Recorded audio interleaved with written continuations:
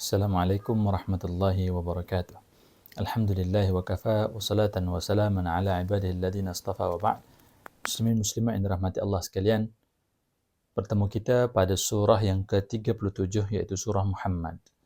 Surah yang mengandungi 38 ayat diturunkan di Madinah Al-Munawwarah.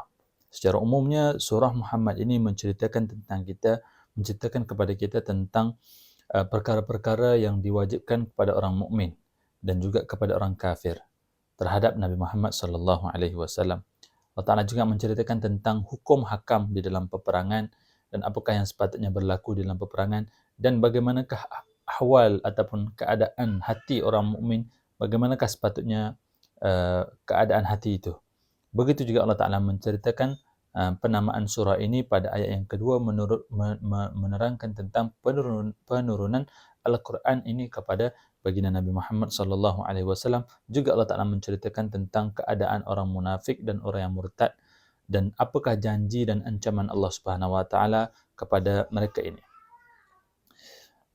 Secara asasnya Allah Taala menceritakan bahawasanya orang-orang yang kafir dan yang menghalangi diri mereka daripada Allah Subhanahu wa taala, yakni tidak ingin memeluk agama Islam, sebenarnya Allah Ta'ala akan mensia-siakan amalan mereka. Apa sahaja kebaikan yang mereka lakukan itu tidak akan mendapatkan perhitungan di hadapan Allah Subhanahu Wa Ta'ala. Dan sebaliknya orang-orang yang beriman dan mengerjakan amalan saleh, Al-Quran, mengerjakan amalan saleh dan beriman kepada Al-Quran yang diturunkan kepada Nabi Muhammad, maka ini adalah satu kebenaran daripada Tuhan mereka dan Allah Ta'ala akan mengampunkan dosa-dosa mereka yang telah lalu kerana mereka baru masuk Islam. Apabila orang yang murtad ataupun orang yang tidak beriman kepada Allah Subhanahu Wa Taala, kemudian dia beriman kepada Allah Subhanahu Wa Taala, maka Allah Taala akan mengampunkan segala dosa-dosanya yang telah lalu, walaupun dosanya itu sebanyak buih di lautan, itu Allah Taala akan ampunkan. Kemudian Allah Taala mengatakan orang-orang yang kufur itu, maka perangilah mereka, dan demikian apabila kamu berjuang menentang musuh, maka pancunglah lehernya, sehingga apabila kamu dapat bunuh mereka dengan banyak dan mengalahkan mereka itu, maka tawanlah mana-mana orang yang hidup daripada mereka dan ikatlah dengan kuat, ikatlah dengan kukuh. Maka setelah selesai daripada pertempuran itu, maka terserah kepada kamu bagaimana ingin memperlakukan mereka, sama ada kamu ingin melepaskan mereka ataupun kamu ingin melepaskan mereka dengan mereka membayar tebusan kepada kamu, ataupun terserah kepada kamu bagaimana kamu ingin melakukan. Bertindak begitulah kepada orang yang menceroboh kamu daripada golongan kafir sehingga berakhirnya peperangan jihad itu dan lenyaplah segala sebab-sebab yang menimbulkan peperangan ini.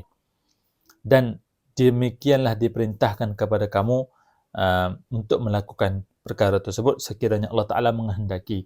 Sudah tentu Allah Ta'ala boleh membinasakan mereka tanpa menyuruh kamu pun untuk memerangi mereka, seperti yang Allah Ta'ala lakukan kepada orang-orang kafir pada perang Badar. Allah Ta'ala menghantar para malaikat, orang mukmin sedikit tetapi dengan bantuan para malaikat dapat mengalahkan musuh yang ramai. Kalau Allah Ta'ala inginkan, Allah Ta'ala boleh sahaja menghancurkan musuh tanpa perlu pun kamu berperang, tetapi Allah Ta'ala ingin menguji kamu, menguji kesabaran kamu menentang golongan kufur yang ingkar menceroboh kamu, dan orang-orang yang gugur, orang-orang mukmin yang gugur syahid di dalam peperangan memerangi musuh, maka Allah Ta'ala tidak akan sekali-kali mensia-siakan amalan ataupun perbuatan mereka itu. Allah Ta'ala akan memasukkan mereka dan Allah Ta'ala akan memperkenalkan kepada kamu bagaimanakah sifat-sifat syurga itu.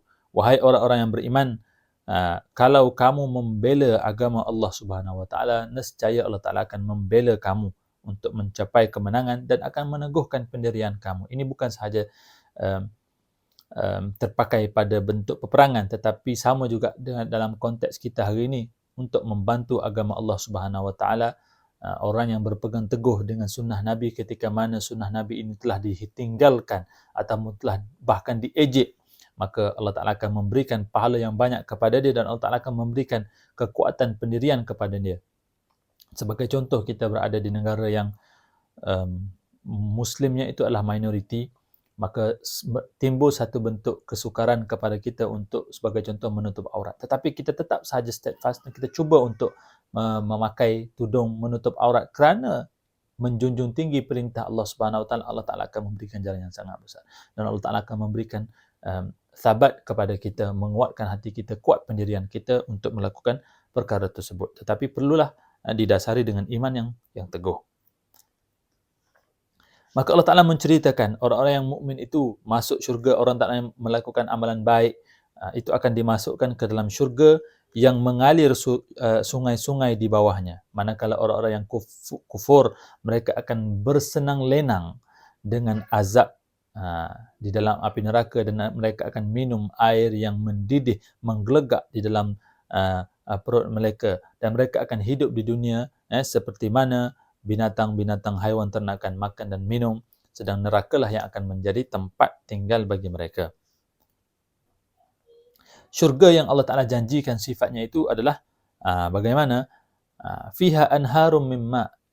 Di dalam syurga itu mengandungi pelbagai bentuk anak sungai yang mempunyai pelbagai jenis air, iaitu syurga air yang tidak berubah rasa dan baunya, lam yataghayyar ta'muhu wa anharum min khamrin, air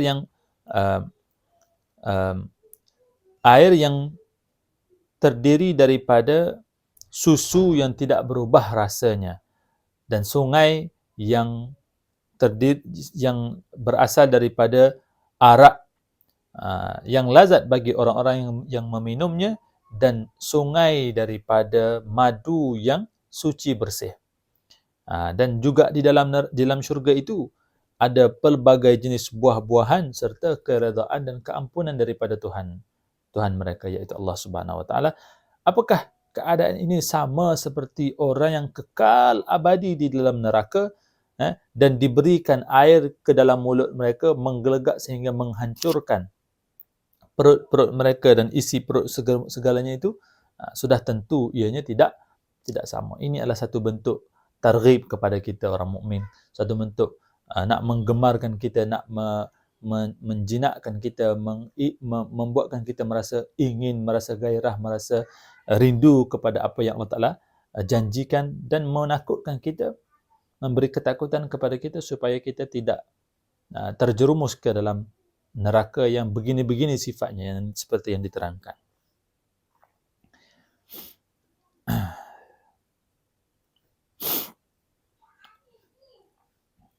Maka orang-orang kufar itu ialah orang-orang yang dilaknat oleh Allah Subhanahu Wa Taala, dan Allah Taala tulikan pendengaran mereka dan Allah Taala butakan penglihatan mereka. Ini adalah satu bentuk metafora. Hati mereka telah dipateri, hati mereka telah dikunci, sehingga kan apabila mendengar kebenaran tetap sahaja tidak terbuka untuk mengikut kebenaran tersebut. Walaupun melihat kebenaran tetapi tidak ingin mengikut. Walaupun mendengar tetapi pendengaran hakikat perkara-perkara yang betul, perkara-perkara yang hak itu mereka tidak dengari. Ini adalah suatu bentuk perkara yang Allah Ta'ala telah tabakkan ataupun tetapkan kepada orang-orang yang kufar kerana keengganan mereka ataupun kedegilan mereka daripada menerima kebenaran yang dibawa oleh baginda Nabi SAW. Dan orang-orang yang kufur ataupun orang-orang yang paling tadah, orang-orang yang murtad setelah daripada mendengar perkataan-perkataan kamu wahai Muhammad, syaitanlah sebenarnya yang melakukan perkara tersebut. Asyaitanu sawwala lahum wa amla lahum. Syaitanlah yang memperdayakan mereka dan memanjangkan angan-angan mereka.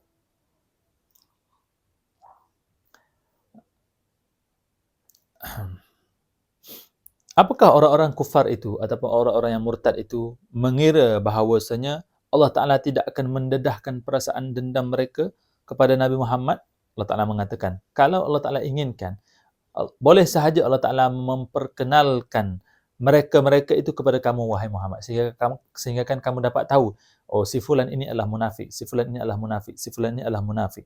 Dan Allah Ta'ala akan memberikan simah, Allah Ta'ala akan memberi satu bentuk tabak di dahi ataupun di wajah mereka, simah mereka, sehingga kan apabila Nabi tengok, Nabi boleh tahu, oh ini adalah orang yang murtad, orang yang munafik, berpura-pura berpura-pura suka kepada Islam, tetapi setelah daripada beransur bersurai daripada majlis Nabi, mereka akan mengejek-ngejek dan memperolok-olokkan apa yang disebutkan oleh baginda Nabi sallallahu alaihi wasallam. Begitulah kami akan menguji kamu, wahai orang-orang mukmin, dan juga orang-orang yang bukan mukmin, menguji kamu, terlebih utama kepada orang yang beriman, mengatakan mereka itu beriman. Allah Ta'ala kata, beginilah kami akan menguji kamu, wahai orang yang beriman, sehingga nyata kepada kami bahawasanya kamu ini benar-benar sahabat, benar-benar Islam kamu itu adalah benar, dan kamu itu sabar di atas ujian-ujian yang kami timpakan kepada kamu, daripada kematian anak, kematian isteri, keluarga, kehilangan harta, dan juga kelaparan, dan berbagai bentuk ujian yang Allah Ta'ala bagi kepada orang-orang mukmin untuk menguji keimanan mereka, keteguhan iman mereka.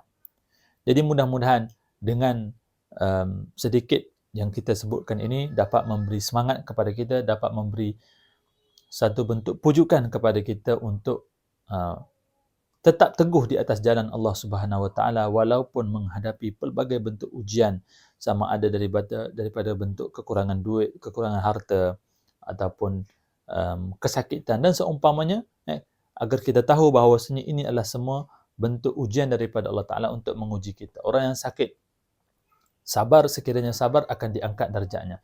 Orang yang miskin, sekiranya sabar akan diangkat darjatnya. Orang yang kaya, orang yang mempunyai harta yang banyak, dilimpahi oleh Allah Subhanahu Wa Ta'ala, dengan bersedekah, dengan sedar bahawasanya ini adalah pinjaman daripada Allah Subhanahu Wa Ta'ala, dan apa yang diberikan itulah harta yang sebenarnya di akhirat nanti, maka akan diangkat darjat mereka dan diberikan pahala yang sangat banyak. Mudah-mudahan ini adalah semua bentuk ujian kepada kita. Mudah-mudahan kita dapat menjalani ujian ini dengan jayanya dan akan menjadi orang-orang yang mendengar perkataan yang baik daripada Nabi lalu mengikut perkataan tersebut. Wabillahil hidayah wa taufiq. Wassalamualaikum warahmatullahi wabarakatuh.